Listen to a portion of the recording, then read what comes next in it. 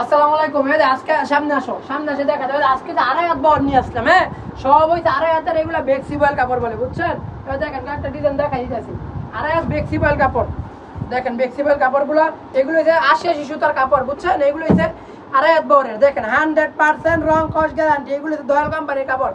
এগুলো আজকে অফার প্রাইসে দিব ইনশাল্লাহ, বুঝছেন? ৮৫ টাকার কাপড় আজকে মাত্র ৭২ টাকায় দিয়ে দিব ইনশাল্লাহ।